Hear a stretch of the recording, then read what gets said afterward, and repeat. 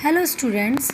Students, today we are going to start the next part of our book history and we will discuss second chapter, the establishment of British Empire in India. Before British, the India was totally under the control of Mughal emperor and Aurangzeb was the last Mughal emperor. He established a large territory in India, but after the death of Aurangzeb, the Mughal Empire broke up into many small kingdoms. Yeah, we can say the decline of Mughal Emperor gave an opportunity to the European trading companies to become active in Indian politics, and at that time the condition of India was not good. Totally, there was a lack of political unity in our country. After the death of Aurangzeb in 1707, there was no Mughal emperor, no Mughal person who could check these revolts and reunite the Mughal empire. Even many Mughal governors had broken their connection with the center. They had established their independent state. Due to this, many foreign invaders invade India, and the 18th century was the darkest century for India because in this period the country broke up into smaller independent states which were always at the war with each other for their selfish motive. All these factors made the country very weak. First we will discuss about Marathas.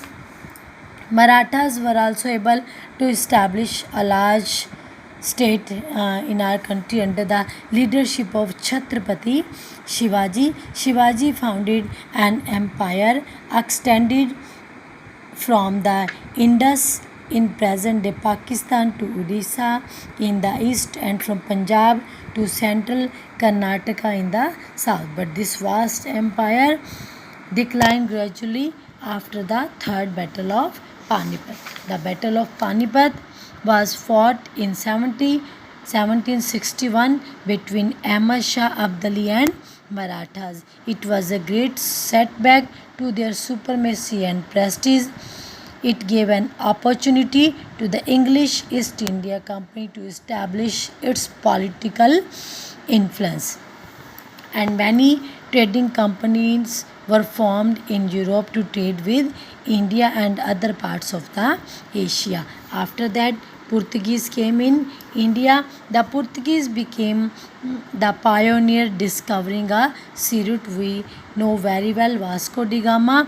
He discovered a sea route to India in 1498, and Portuguese also controlled the trade route in India.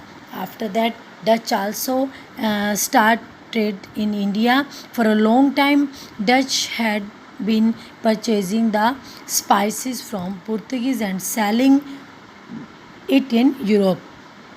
They founded the Dutch East India Company to carry on this trade only with the East because they only interested in spices product in India.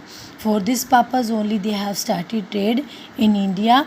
Their interest day by day it was increasing, and they established their trading center at Surat, Bhuj, Ahmedabad, Cochin and many other places. Due to their commercial interest, they have also due to their commercial interest they also came in India by 1750, but slowly their power also completely finished in India.